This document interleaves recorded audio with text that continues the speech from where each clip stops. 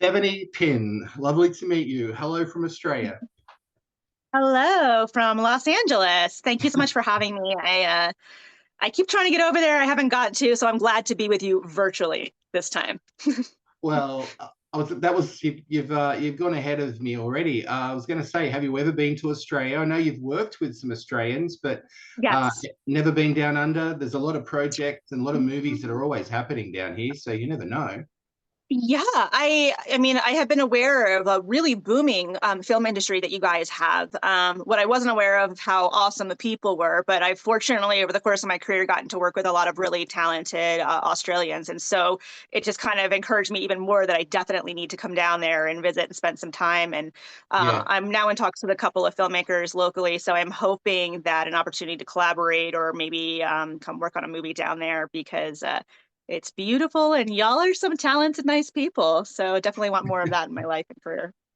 Good to know. You'll be welcome with open arms, I think. Thank you. After seeing your, it's your feature debut, right? The Black Mass as director, because As a director. you've produced so many different films in the past, but this is your feature in the director chair first time. It is, yes. I love filmmaking. I've been involved behind the camera quietly for a number of years, but I never really had directing aspirations. I was very, very confident in front of the camera. I'm really confident putting pieces together to build a world. Yeah, But I never really expected to be in the director's chair. It was this particular story that I really had a very clear vision for. It was very, very specific on how I wanted the final product to end up being. And so I met with a number of directors to try and mold my vision into what somebody else could collaborate with, but nobody really understood what I was trying to do with it. It's very different it is. structurally, logistically. It's a very different kind of film. And so I was having a hard time finding somebody who understood that vision. And so the more and more I was working on it, the more I realized I feel confident from beginning to end that I would know how to direct this and in what I wanted to craft as a story. So I figured if I'm ever going to do it, this is a really good reason to do it. I feel very protective of these real young girls and the people Yeah. affected by these crimes. And I just really wanted if I was going to go so bold as to tell it this way, I really wanted to own it and make it the way that I intended for it to be. Yeah. I'll get to the subject matter because it's quite serious and it's interesting. Yes. Like you said, it's from a different angle. But were you ever worried that there's so much serial killer stuff out there, movies, true crime, documentaries, Yes. podcasts? Were you ever thinking it's overkill? Why did you choose this project? I mean, it could have backfired. It didn't, but it could have because there's saturation of serial killer stuff in the market. That's a fantastic question, and I actually don't get to talk about this very much. It is a very oversaturated market. Personally, I am a true crime junkie. I love it. It's where I pull a lot of my source material from when I approach villains as an actress. I generally look for true crime stories and real elements to pull from. And Yeah. so I have been very familiar with it and criminal psychology from the beginning of my career. So I've always had an interest in it. There was a big trend recently of true crime entertainment, I guess you could say, Yeah. material. And so for when that trend started to pick up as a producer, I was trying to shop this project. I did a first one, a Charles Manson movie years ago, from a different perspective, showing his early childhood into the development of the murders rather than just focusing on that, which was the first time that Charles Manson story had been told in that way, the first time anyone went into his childhood. And that got, despite being a very tiny project, Yeah. that got worldwide attention and really did a lot for us. It actually spawned a lot of big studio projects here because of it. So I knew the impact and the interest level that the general public had for this kind of material. And a lot of bigger companies have to do the safe version or what they can wrap their head around as far as sales go. Sure. And one of the great things about being an independent filmmaker is that you're able to take more risks because there's less overhead and people that you have to approve from. So after the success of House of Manson, I immediately knew I wanted to do this Black Mass story. So the light bulb went But on then. Yes, I was like, okay, the this works, and I have a concept that I could chop from. And so a lot of people took meetings with me. They were interested in the idea, but ultimately nobody would pull the trigger. It was different. That scares the guys with the green light. And Yeah. additionally, the market was very oversaturated. The consistent feedback I got was there's already so many stories about this. And I'm like, yes, but it hasn't been done this way. They're like, no, we got plenty of those already. We're good. And then of course, a lot of them would go on and develop their own exactly the same way with the same story. But that's a whole different conversation. So I had it took me about almost a decade to get this movie done. And the only reason I did was because during COVID, the company Cleopatra was one of the few companies that was taking risks. Like nobody Okay. was doing production because we didn't know if the world was over. You know what I mean? So nobody Yeah, wanted to yeah. make a movie. And so Cleopatra greenlit this tiny little film I did called Frost. And Frost was also a true crime story, pretty dark, horrible. I don't know if you've seen it or not, but if it came to Australia, but I got a lot of death threats. We're up there with Terrifier as far as like shock Is that value. So okay? No, I I'm haven't gonna have to seen send it that to. one. Oh, I'll send it to you. Okay. Oh, anyone who watches it, spoilers. The ending is very, very upsetting. Don't send me hate mail or death threats. Okay. So that came out and it did really well. We went to #1 on a bunch of platforms here in the US. And so from there, they came back and said, okay, your last one did really well. Do another one and you can do anything you want. And Oh, I was so they like, said you could do oh, anything, just the like that. magic words, something that never happens in filmmaking, right? I was like, Yeah. now, granted, they gave me like, a craft services style budget to make it on, but right, exactly. I was like, okay, I'm going to make the most of this opportunity. So I immediately pitched them Black Mass, and they were kind of like, they didn't get it. In all fairness, they did not get it, but I was like, look, I know my market. Just trust me. Just give me the reins. Let me do it. And they were like, okay, go. And that was it. And so I took my meetings, tried to find the director. I put some of the team that I had in mind for years in place, but I Yeah. couldn't find anyone everyone thought the idea was super cool and interesting, but nobody was brave enough to kind of like pull the trigger on that. So ultimately, I went back to Cleopatra and I was like, it's trendy right now for first time female directors. That's it. It is. And so it was like, how do you feel if I take it on? And they were like, yeah, go. And so I was like, now I have to actually direct this thing. Yeah. But I had spent so much time with the story and the vision for it that I really kind of just dove right in. From Greenlight to my debut screening at March to Con at Con Yeah. Film Festival. It was just about 3 months. That's not a lot. No, it's not. We Three kind of months. already had what we wanted to do with it before we even started shooting. As soon as I got the green light, I was like, okay, this needs to go here. And so I kind of called it a lot of favors that I had over the years, as far as, getting a platform for it. Yeah, yeah. And we did it. And it kind of shocked a lot of people. It confused some people. But most importantly, it gave me the platform that I needed to speak about the case from a new perspective and hopefully do something positive with this story and with the victims' impact and their lives, which are, whether they're wanting to be a willing participant or not, are forever tied to some of the most horrific crimes and events in our country's history. And I Yeah. wanted to shift the perspective to that instead of to our serial killer who, is hot. Yeah, well, you made that choice. The story's about Ted Bundy and the night in Yes. one night in his life. So you were saying Yes. a lot of people don't know about this, but you made the choice of not showing him for such a long time as well. It was a lot of Yes. POV. So you did well. I mean, there's choices there that could have backfired, but it all clicked. Yes. It all clicked. I had to really, so it was adamant for me. I was really, really confident that the #1 thing people associate with these crimes, and most people around the world are familiar with Ted Bundy's case. If Sure, it's not, yeah. you can research it. There's tons of material. It's heavily publicized in the media. Yes. It's actually the case that coined the term serial killer. it came from this case and That's studying it. really So interesting. Yeah, that's a landmark coin phrase, yes, like that phrase to be coined from this um, story.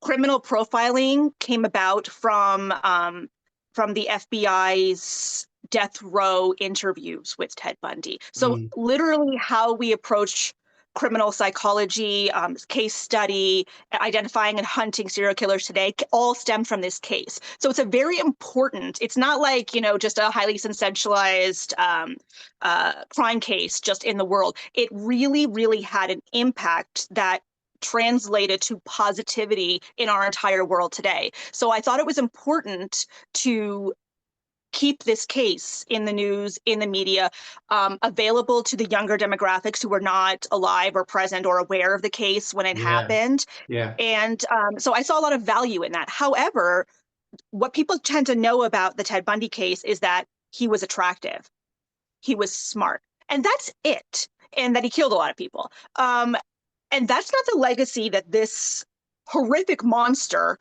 deserved to have. And Mm, so I thought it was really frustrating that almost anywhere in the world that I went, people knew the name Ted Bundy, maybe even his face. No one could name a single victim. And there's almost 100. It just sat so wrong with me. It like literally kept me up at night. So I wanted to do two things. I wanted to focus and tell a story from the victim's perspective and yep. focus on them for the first time ever, because it never had happened. They were always just a number in Ted Bundy's story. And that's not fair to who they were as people. And so I wanted to focus on them, and I wanted to take away the thing that everyone associates with Ted Bundy so they could go on this story's ride. And that was a really risky move, which a lot of people had a problem with, not showing his face. And No, that's the it signature worked. thing that makes it a cash cow, right? Because Yeah. he was hot. That's so I lost a lot of people at that approach. And they're like, well, how do you Oh, tell Tubman's story without his face? And I said, easy. That's how you show who Ted Bundy really was. He was a stalker, a voyeuristic criminal. He was an intruder. He was a fiend. He was a sadistic monster. And everything so like that. Yeah, and everything. worse. He's the worst, necrophilia. He just the works. This guy was, and none of those are being identified with him. So if we strip away this, if we don't put Zac Efron as the forefront, you know what I mean? Then we get to really experience what life was like in that moment, in that day, which was so iconic. This was the day that after a reign of terror, Ted got linked to his crimes because of this 24-hour period. It Yeah. ended his serial killing career and put into motion the rest of his legacy, which is contributing to criminal psychology and catching serial killers. So I thought this was, and researching the detail of this case, there's so many testimonies about it and court filings about it that aren't part of the story really, because there's just so much killing, so much craziness with his multiple escapes and convictions. And so it gets lost in that. And I was like, there's enough fascinating things happening in this 24-hour period that I felt warranted its own movie. Oh, yeah. And so that's what this film is. Everything you see in there, the slow moments, the fast moments, the intensity, the droning out, the mundane dialogue, everything you see and hear in this film is 100% factual. It is taken from victims' testimony, court casings, and from his own words on death row as far as going through the crimes. Okay, so there's a moment where he's outside the Delta House, and because Yes, he's out there quite some time. Like I'm surprised yes, nobody saw him. Like people walking past, and he parked his car, which is yes. quite common, right in front. And he parked everywhere he went. He was always in sight with his car. But just for what I was going to make a point of, when he's looking at one point, there's like you create it like a 30, I don't know how to describe it, like a art film. He's in his mind, he's thinking he's putting his hands in her body and ripping her apart and Yes. blood everywhere. So that was all part of it as well. I'm thinking it's in his mind, but that's stuff something Yes. he admitted as well. So that is, I get asked this a lot because everything you see and hear in real time is factual. And then there's this fantasy sequence, right? So I thought Yeah. it was important because we're living out Ted's day in his shoes. Mm. But I felt like there was that extra piece missing of getting into his psychology. So you Mm. understand when we're peeping through the windows of a sorority house, a lot of normal people might be curious what goes on in a sorority house, right? Like he was for the first half of his career, he was voyeuristic. So he was a peeping Tom and he would Yeah, jump yeah. up in the windows. And so he would stalk and get to know his victims for a while before he would engage them. At this point, it was a more rushed approach to what his normal MO was because he was frantic and broken out of prison and everything had pent up. That's why you see the Yeah. ferocity in his attacks. So I wanted to show the voyeuristic elements, which is what he did earlier that day while identifying his victims. But ultimately, I wanted the audience to know what he's thinking. So a normal person like you or I, if we peeped into the window of a sorority house out of curiosity, that is almost a normal voyeuristic attempt for a normal person, right? Sure, I sure. wanted I wanted the first half of the film to build like you were going about a day and you don't know who you're following yet. So it could be he's just, a little turned on or a little bit pervy. I wanted there to be a parallel between a regular person viewing this experience, and then I wanted it to deviate so you could see who you're actually in the shoes of, so you know what ride you're going on. So I Mm. chose that moment specifically, and despite being a fantasy sequence that he has in his head, every single detail that you visually see through Ted's fantasy is specifically detailed in his own words and his testimony about what he would fantasize about while he Okay. was stalking and peeping in on his victims. So we're not talking about something that a regular kind of fantasy for a normal human being to watch a Not at sorority all. girl get in the shower. I mean, you can find that all over the internet, right? That's pretty socially acceptable. But Ted's not watching a sorority girl get in the shower. He's fantasizing about the most extreme things that you didn't even know were possible. And I needed the audience, the viewer, to know whose mind and whose shoes you were in before we went to the next level. Yeah, no, I'm sorry. Apologies, you've been asked that many times before, but No, it's a it's very valid question because pulverizing. it's a scene that stays with you, and it's designed to be exactly that way. And fortunately or unfortunately, it is literally taken from one of Ted's fantasies from his own words. Yeah, it's pulverizing. Uh, the yellow car, was it one that you had to hire? Did you know someone that had the Beetle? Yes, we had to I scoured the internet Ah, locally to find this darn car because it's so especially since there are things about Ted and his case that are so iconic, for lack of a better word, excuse true. my Yeah. terminology.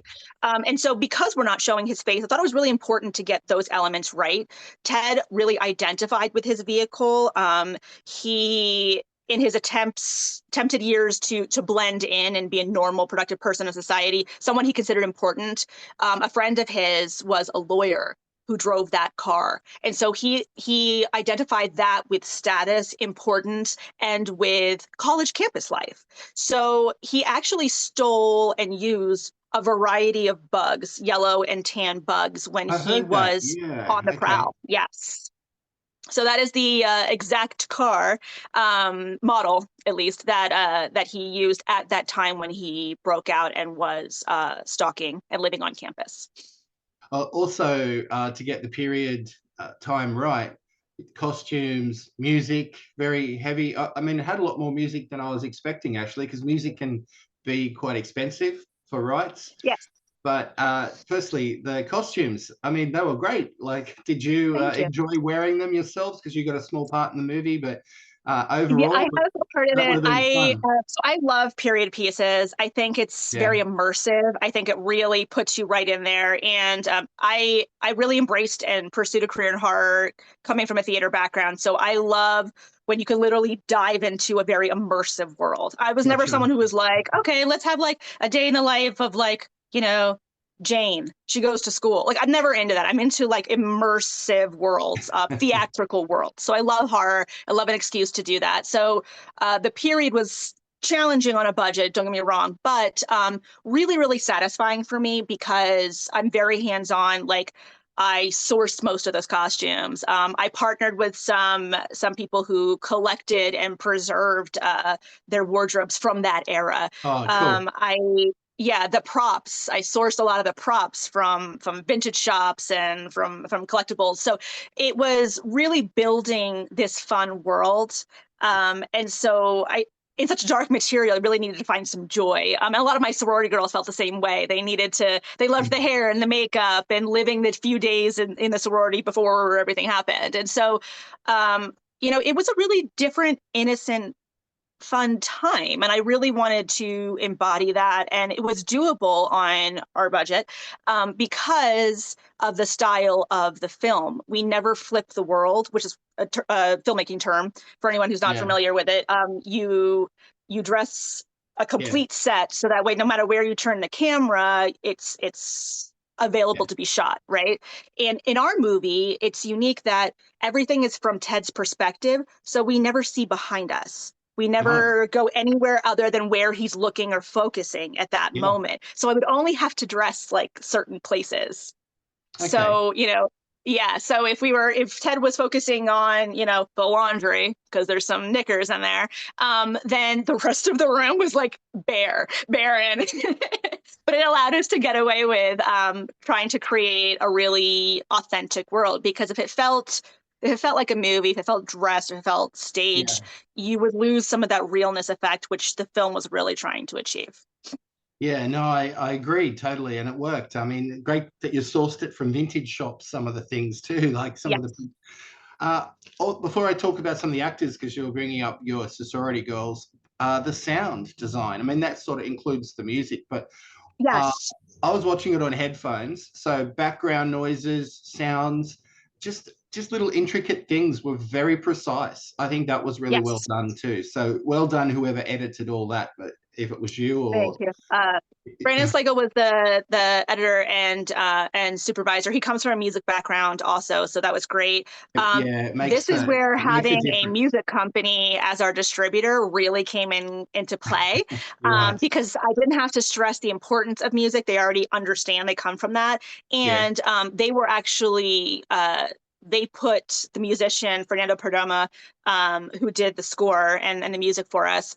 They hired him separately from their clientele, their I roster of see. musicians. So Mm. he's phenomenal, like obviously. And what I did is I picked actual songs and music from the era that I felt embodied a moment within the film, Yeah. based on hits from that year, based on trends for teenagers or for adults at that time, and then also vibes to embody tension or embody interest level or even just the cruising music. And so I had notes of popular songs from that era to help build the world. And then for Perdomo, he built and composed sound alikes to them. Ah, okay. So yes. So like for instance, in the shower scene, um, it starts out rhythmic. Mm. Um, it's actually the song "We Will Rock You" from Queen, altered slightly, and instead of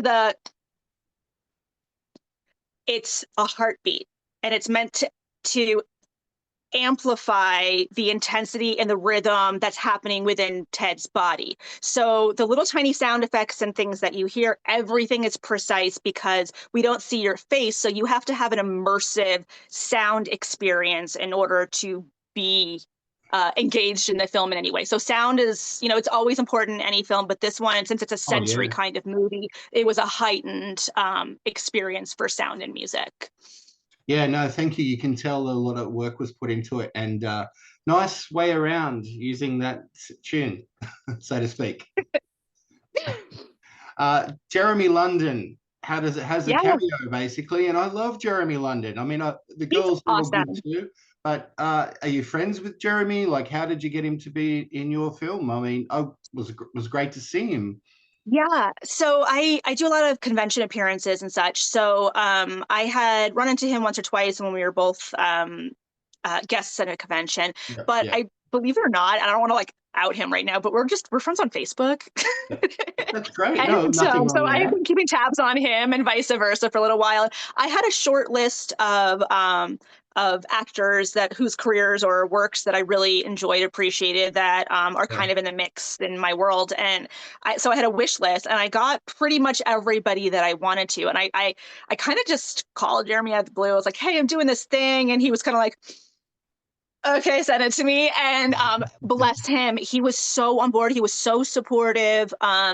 He, I mean, it's an interesting little bit cameo, but a lot of more prolific actors would not come out for a cameo, right? They want something a little more to work with. But when I Yeah. told him, and when I talked to everybody the same way about how this is like the most ensemble film that ever was, um, because Ted is the center of his own world. Everyone just encounters him for a moment or two. Nobody is focused on, nobody matters for more than a moment or two beyond whatever Ted's I mean, I interest is never, as a yeah, I narcissist. never realized he was a pickpocket as well. I didn't know Yes. that. Yes, Yeah. when he broke out of prison, he would rob people so he could get fake IDs, so that way he would evade police because he needed an identity. Yeah. He would steal credit cards to live on, for a few days until they were canceled, or it would start to track him. So he had a constant rotation to be able to survive on the run, and that was constantly casually pickpocketing people. And so, fortunately, he did that the day of our shoot.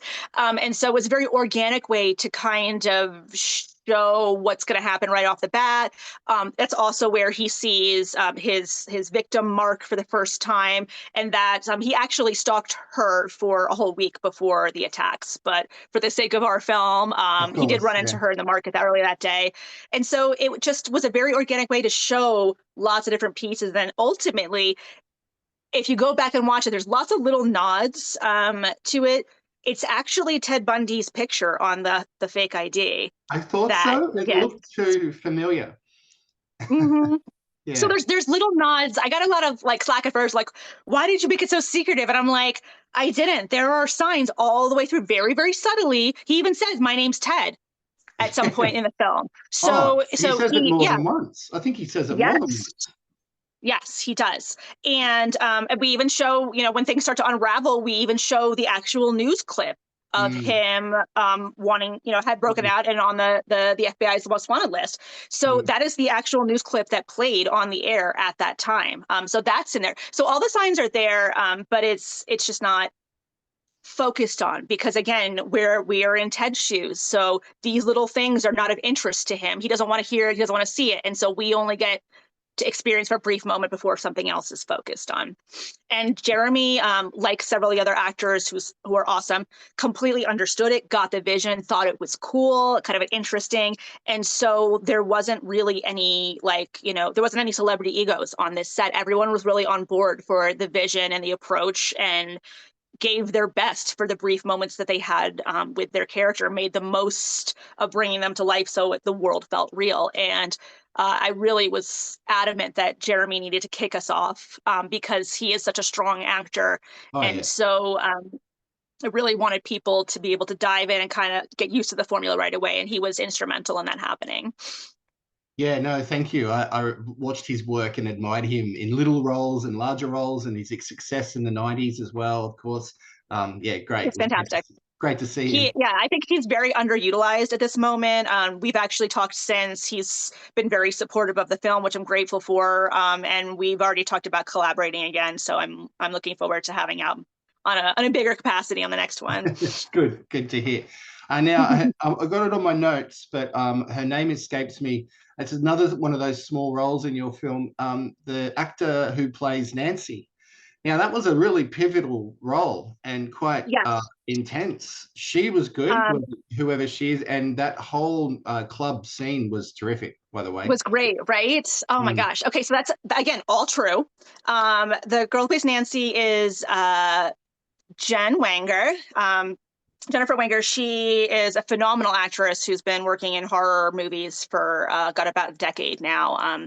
And she's fantastic. A lot of people know her. She's married to Casper Van Dien, who is another genre actor, And you who were in I've the worked with. flood. You're in the flood with Casper. Yes.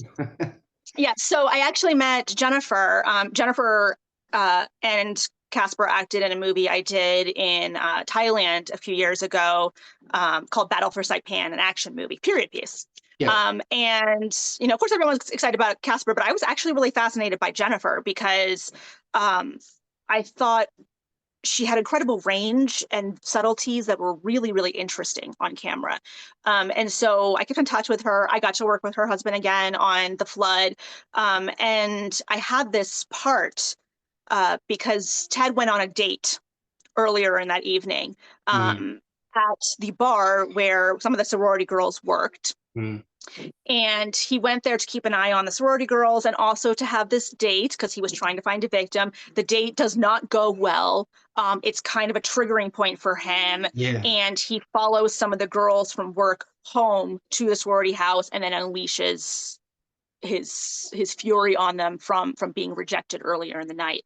So again, a very crucial but brief moment in the film that I needed a strong enough actor to really nail home the last little bit of sanity and reason that Ted had. We needed to see enough happen that he would just not be able to keep it together. Something snaps and goes. So to find somebody who can organically, naturally, gently push him over the edge without it feeling like this. I think that she was just phenomenal, exactly the right amount. She felt like she was a girl at the Yeah. bar. She felt like someone from that time, and she felt like somebody who was just strong enough to hold her own, but also give at the time of day, which she failed. And Yeah. I don't think that scene gets enough recognition. So I'm so glad that you brought it up because I thought that the performances in that were flawless. And believe it or not, that was the very first thing that we shot. Oh, So everyone really? was, yes. So everyone was just meeting each other in like an hour before, and the whole crew was getting going. And we started there because I really wanted that moment, that snap moment, to be captured correctly. So thank you. Yes, Jennifer Wenger, please follow her. She's amazing. She's also been great about promoting the movie with us. Yeah. Did a lot of signing appearances. Yeah, she's great. Well, I've spoken to Casper before, so maybe I'll speak to Jen at some point in the future. And Absolutely. She's wonderful. She loves to promote and talk, and she's very well spoken and really just a great talent. So I highly recommend having her if you're looking to do some more for sure. yeah, she's great. And you not only did you make it memorable and intense, it's like a little mini short film within a movie because you got Yeah. the bartender's reactions change from happy and smiling to being very concerned, as does Nancy, as does Ted. He's just sort of snaps, and then you've got things happening in the background, so it's like Yes. this little film slotted into your film. I loved it. Yeah. I rewound back and watched it twice. It had that much of an impact. Thank you. Yeah, I honestly I kind of felt like I hit the lottery as a filmmaker when I went through the court transcripts for this, Yeah. and so much of it was available but never depicted in film. And I was like, usually in the middle act, you need, your different storylines, different characters that you're appealing to come together in some way organically. And I couldn't believe that all these different key players all ended up at the same bar. I was like, it was like a gift from the filmmaking gods. I was like, this is so Yeah. natural to Yeah. show all the different pieces and then have it escalate from there naturally as documented. So it was really really, really just great. And again, everyone was on board for making it happen. We shortened the timeline, obviously, for the sake of the film. They were there for 4 or 5 hours. He A lot closed down the longer. bar Yeah. before going. Yeah, but we were able to pick all the key pieces as told by the witness testimony. Really cool. A couple more. I just who stood out in your cast? I mean, as a collective, they were all good, but there's anyone that you did cast that you maybe not wasn't aware of before this movie, or Um, did you know everyone like that you yeah, were on board? I it's hard to say It's hard to because single casting out one. Sure. it's hard to sing out one. Okay, so I guess probably, I mean, I knew a lot of them before. I had watched a lot of them before, but Eva Hamilton, who plays Lori Lennon, I was familiar with her a little bit. We had actually been in a movie together, but not shot at the same time. And then friends of mine had hired her for a film. And I knew she had the ability to play this role, which I was really, really protective of. Uh, Instrumental in the case, instrumental in creating that emotional connection with the audience, because she was kind of the baby-faced victim of this whole crime. Yeah, sure. And I had originally, sorry, I had originally offered the role to somebody else because I had had her in mind for it for years. And by the time I got the movie going, she was a little bit older and not quite comfortable playing a sorority girl anymore, even though most of my girls were a little bit older. She didn't feel that she was right for it anymore. And so I was really bummed about that because she looked just like the character. I knew her acting in and out. I knew what I could do with her. And it's such sensitive material. Yeah, It being my yeah. first time out as a director, I really wanted somebody who could pull their half of it. So we made sure we did it right. So I looked a long time before I got this role. And finally, I was like, something tells me that Eva can do it. And she was so great to work with. She took direction beautifully. She had extensive ability. She was the right balance of sweet and innocent Good, and good. a family girl. And then also went above and beyond in that death scene to not only perform the violence and the Mm, emotional turmoil of it, but then, I mean, I watched the screenings from the back whenever we would tour with the movie, and like the most hardcore of like rugged dude horror fans, when she cried out for her mother, like yeah. you saw them like get nauseous. Nobody Mm, could take that moment. And so I just was so, so, so happy with how she delivered on telling this girl's story and how much she had to endure. Because remember, at this time, you know, nowadays we're prepared for monsters in society. We know the capabilities of people, sure. but at Yeah. this time, serial killers didn't exist. People who had, you know, necrophiliac psychotic massacres, that was not a thing. These No, people were no. just going to class, they didn't lock their doors, that you didn't know to be afraid. You didn't know what was out there. And so to literally be hit in the head with one of the worst monsters in history with zero prep work, like the experience of that is so out of this world to try to embody. I just thought she really brought a lot to, you know, the strength of these women to endure what they did. Yeah, I mean, even I was not shook up, but I sort of was taken aback at some of the hammering over the head and the really horrendous acts that he did, just subconsciously, not even thinking about anything else but to hurt his victims. I will It's get. well, it's his agenda. He, you know, Oh, he wanted to knock them out so he could do what he did with him. And yeah, the yeah, yeah. frenzy of these attacks it was so built up. That's why he was sloppy with it. That's why he got interrupted. That's why he left the bite marks on her that were then eventually traced to his dental records and got him caught. Yeah. He was so lost in it. And I want to give a shout out to Andy Sykes too, who portrayed Ted in this. It is so difficult to effectively carry an entire movie without really showing your face. To tell a whole story in just voice and movements and energy. I had an extensive search for the Ted Bundy character and Yeah, you a would lot of have. phenomenal actors, but that could not tell this story unless they had their full face and camera. And he's a classically trained British actor, fun facts. And I just love that he didn't shy away from any of the material. He was very affected afterwards by the role because he was so Not in it. surprised. Um, Yeah. yes. So he really, really just went all for it. And so I just need to commend the bravery and the dedication to my entire cast for really wanting to do Yeah. right by all the people involved. Yeah. No, I'm glad you brought up Andy. I was going to bring up him, and even Lew Temple turns up at the end. Yes. I'm Yes, I'm quite Lew. aware of all these actors that you've used, or a lot of Oh, them anyway. good. Yeah. And So there's you. fun little facts. Every major horror franchise is represented in our Yeah. film. Okay. We have every single one. Yeah. So the bartender, Kathleen Kimont, she was in the Halloween series. I mean, um, Eva's mother, uh, Laura Lennon's mother is played by Susan Eyre. She's from Hills Have Eyes.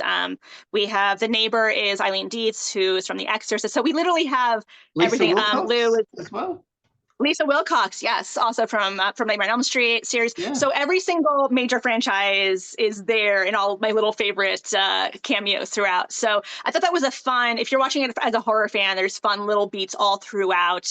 You'll see all your favorite people in there. Lew, I really needed someone, badass and a strong, dramatic actor I love to him. come in and kind of tie this whole thing up and then let the audience know that you've been watching Ted Bundy.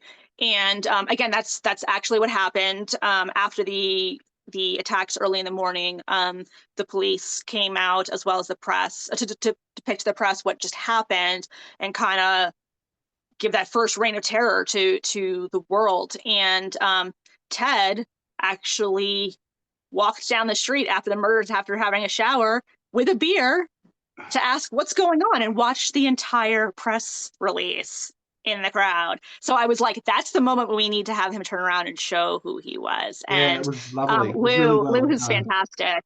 Yeah. Mm. Lew got, I mean, Lew memorized, I think, so quick. I actually met him. I met him just a few weeks before we started shooting. I Oh, didn't know who was going to play this role at first because I just couldn't find the right person. And ultimately, Lew was at some gifting suite, and his manager were at gifting suites for the Oscars. And me and my co-producer Michelle were there doing those. So I met him like at an event, and Michelle nice. kind of pitched him on this project, and he was like, "What is this lady telling me about this project they're about to shoot?" But he has such a great sense of humor because he's an indie kid at heart too. And when Yeah. he found out like it was a bunch of horror people in there, we talked and we had like no money, poor Lew. And I was like, will you please just come do this? And like, I was so passionate about this story. Bless him. He was like, all right, in the name of indie arts, I'm going to come do this for you. And he knocked that thing. He learned that whole monologue in like 20 minutes, came out and just So knocked out this good. amazing performance in one take. I was like, wow, dude. In the rain, it was raining. It was a mess. And he just command effortlessly because he's like a very casual dude in real life, like kind of just blends in, does his thing. But when you put him on camera, like it shows why he's had such a prolific career, Yeah. why he's so impactful as an actor because it's just effortless for him. And he's also been great about promoting the film. He came to a lot of to the Comic Cons and signings for it, and Oh, has been cool. really really great. I can't recommend anyone who wants to work with Lew. I cannot recommend him enough. He was great. Well, I've got to wrap up pretty soon, but you lucked out, Devanny, with your cast, with how it all fell Yeah. together. It's a short film, so it doesn't overstay its welcome. And Nope. like you said, it's from everything that it was written based on facts. So you lucked out. And I mean, for a first-time director, that's unreal. I know you've had a lot of experience in our industry, but well done. Thank you. Thank you so much. Uh, it may not be for everybody, but we've been really, really fortunate that press have been very supportive of it, which not always. So I'm very That's grateful for true. that. Yeah. And a lot of people have had me out to talk about it and talk about, the people involved and hopefully transferring the attention of crime cases from the people who commit crimes to the people who are impacted by them. And Oh, so it's look. been very Yeah. meaningful work. Yeah, I was going to mention that before we finish about the victims of crime, how rights have changed over the years. And Yes. I mean, things still need to change. And I know Yes. Hollywood itself and the music industry is already evolving. I don't know if you've Yes. ever experienced any hurdles yourself over the years, but thankfully change is happening. But yeah, you make a point of the whole rights and victims. It's serious. It's such a serious thing, and this points it Yes. out. I mean, it's a different era, but it's still doesn't change the fact that we've all got to look after ourselves and watch each It's other. 100%. Yeah, it is. It's, and it's thankfully we're heading in the right direction finally. It took a really long time to get here, but there's so much more work to do, and it really takes constant conversation, and talking about things that are right in front of us. Again, this case was heavily covered, and yet I haven't met anybody who's watched the film and said, I didn't learn something. Yeah. Everybody people who were cinephiles, people who are true crime junkies said, I learned something new on this case. And so overall, the message has always been there, which is that people who are impacted by these crimes are being overlooked. The worst moments of their life are an afterthought in Yeah. somebody else's celebrity. We are lending celebrity to people who are harming us, and it's so obvious. It's not anything new, and yet the concept of just identifying and talking about and trying to change that's new. And so it's such an important conversation to have, and I think we're finally, as a society, ready to have these conversations and ready to do something about it. So it's such an important moment Yeah. to talk about things like this. And Yeah. for the younger generations who are learning about these crimes, we're seeing things from a different perspective and in a new way, and we're open to making these changes. So so thank you for the opportunity to come on and talk about it and continue to have these conversations. And thank you for watching the film. Of course, I'm an advocate for just indies as it is, and indie filmmakers, and just getting movies out there that might go under the radar. I've said that many times, but I'm here to support indie film in any Thank you. capacity. A couple of quick things and fun things to finish up on. I Sure. noticed Zach Penn was in the cast list. Is that a relation? Yes. So my poor little brothers, Zach and Nick. It's a little brother. I thought it might have been. I have two little brothers that I drag onto all my films. They have zero aspirations to be in our business. It's more like their boss, the older sister, said, "You're going to do this now." But however, they are incredibly naturally talented. Nick actually, without even knowing, taught himself in a single day how to DIT. Which is basically, Fantastic. for anyone who's not aware, it's somebody, when you transfer the footage from the camera into a digital file on your computer so it can be readied to go into the editing software and prepped for post. So it's its own little skill set, its own a lot of computer and camera tech know-how. You generally have to be trained to do it. He just casually figured it out. Like, he's really, really super smart at that. Zach does PA work, craft services, setup, breakdown. Oh, cool. And again, they just naturally took to it the same way I kind of just naturally sought out and really loved film right away. They don't love it. They want to be like, home playing video games or doing the thing. But but they it's a special kind of crazy, because I keep telling them they have to come back, and they keep coming, and they're really, really good. Every time we're on set with a new crew, they're like, "You have your little brothers on there?" And every single time, by the time we're done filming, they're like the favorite crew members, because they're super quiet, no drama, they don't care, there's no ego, and they follow directions really, really well, and they bring skill set to the crew. And I'm Italian, I'm from Jersey, so I'm very family oriented, and I just love the opportunity to make art with my family. So yeah, and they're cheap labor. Employ my little brothers because they're cheap labor. I love it. I love it. As soon as I saw the name, I'm like, I've got to ask. And that's so good. You're keeping it in the family, and doesn't surprise me. The Italian heritage, that's so obvious. That's great. It's a fit, right? Stereotype. It's actually super fun at Cameo. So the guy who played the cop in the final scene with Lew Temple, the arresting officer, the one in the background in like the regular police uniform, that was supposed to be a featured extra. And unfortunately, the day of, they caught COVID, so they were not allowed to come to set. So Nick, my little brother Nick, is actually in the cop uniform in the background taking notes. So fun little. He's gonna be so horrified that I called him out on that. He made me promise I wouldn't identify him. But yeah, so I do that a lot, actually, in the movies I produce too. I throw the crew in front of the camera a lot. It just kind of keeps everybody on their toes. Well, Zach and Nick, if you're listening or watching, thank you for supporting your very talented sister. And finally, because I've got to run, my time is looming. I've Yes, got to go. You did some movie references. There was Saturday Night Fever. There was Close Encounters of the Third Kind. You had a yes, Jaws reference in there. I might have missed more, but yes. well done. Like I straight away picked up on all that. I mean, obviously it's of the era, but were they favorites of yours, or was it just because that they were showing at that time? It's from the era. It's part of my world building. The Pop culture. writers, yeah, the pop culture. The writers are also big movie fans and work in our industry in several capacities too. So Right. they had fun.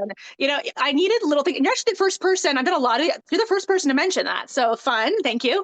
Um, you know, it's really dark, unhappy, unsettling material. So I just needed to put little tiny things here and there for a more enjoyable viewing experience because, you know, it is an educational tool, it is a talking point, but also it's entertainment. And so there needs to be little pieces in there for those who are watching it for that value as well. So Yeah, well, thank you I for mean, catching that. Yes. oh, no, that's okay. Like I said, I was very focused on your movie. And I mean, Han Solo got a mention, and I thought maybe Yeah. Star Wars might be copyrighted, but that's okay. But it's practically used in That's right. Yeah. yes, and we're not disparaging it despite it being No, intimidating. no, no. Yeah, so yeah, and I'm a huge fan actually. I had a cat named Wookie, and I have all those little action figures. I'm like a quiet Star. I mean, it's trendy now, but for a while I was like a quiet Star Wars nerd. So so that definitely made its way in there too. What's next? Anything, any exclusives or anything you're working on you can tell me about? Jaguar, is it Jaguar Pictures? Is that your Jaguar Motion production company? Pictures is my company, yes. Yep. And I am in the very beginning stages of a new one. I didn't know, and people asked me right away after I did this, like, are you going to direct again? And my answer was like, no, because it was just a lot. But Stick to acting. Yeah, one right, off. yes, I did several more movies as an actress this year, and I have a couple more coming up this year. I'm trying to think what's coming out over there that you might see. Speed Train. Speed Train is a sci-fi action movie in the Okay. future on a speed train, and it's a bunch of cheerleaders who get attacked and like terrorists like attack the train, and they have to try to Oh, fight their way out. That has Nikki Whalen, who was also a cameo in this movie Australian. from Halloween 2, and then Scout Taylor Compton, who's from Rob Zombie's Halloween 1 and 2. Yeah, They yeah. star in it, and it's a pretty fun little movie that should be out early 2025, if I remember correctly. And then I have a few smaller indie horror movies that are coming out too. I am at the very, very beginning stages of my next directorial effort. So that will happen eventually. You're not going to just do a one-off. You will It think looks about like I'm going to directing. continue. I Now that I've done it, like I found the same way when I was started filmmaking, like I can't turn my brain off. Now, like I'm paying attention to like camera angles and like mood and tone and lighting schemes and color schemes. So I kind of unfortunately bit the bug, and now I don't, when I get a script or I get a story, and now I'm looking at it not just as an actor, not just as a producer. Now I'm like, well, if I directed it, what would it look like? What would it feel like? So I am working on the very beginning stages of the next one. It's only got a soft green light now, so I don't want to talk about it yet until I don't want to jinx Okay. myself. But Sure, yeah. if it does go into full swing here, I would love the opportunity to come back and talk to you about it. So the director's chair with your name on it is folded up in the corner, and it'll get unfolded eventually. Yes, I will. Well, I haven't had a chance to talk about any of your like horror aficionado stuff that you love so much and movies that you've been in, but maybe we'll do that another time. I just Sure. want to I want to thank you very much for your time. The Black Thank you. Mass, it's actually on physical media in Australia. I don't know anywhere else in the world, might not be, Yeah, but we have it here at home too. I oh believe good. the UK has it. Yeah, yeah. I'm a huge fan of physical media. Like I think it's so important for us Oh indie kids my, to like oh have my. that on our hands. Yeah. Yeah. The soundtrack is also available too. If any of you guys are Oh, is that interested. And right? Okay, I did yes, not realize that. it's We've available spoken on about the CD. soundtrack. Yes. Oh, good. All right. Well, to wrap it up, final words. Why should people watch your movie? If they're scrolling and they're seeing the thumbnails, just they all look the same sometimes. Why should they stop on the Black Mass and watch your movie? I want you to watch it because it's a unique viewing experience. It's something that stays with you. It's relevant to our culture, our history, our future, and it's entertainment value at its rawest form. So you can sit back and have that immersive Experience. experience as a viewer, so if you want to be entertained, but it's time well spent because there's more to take from it too. We're not preachy. All the preaching comes from the interviews I'm having right now. So it stands on itself. There's variety of benefits to clicking on this one as opposed to another. You know, it's escapism if you want that. There's education if you want that. There's history if you want that, and there's getting really freaking upset if that's your thing too, which Well, a lot of us want that cathartic, yeah, go through something traumatic.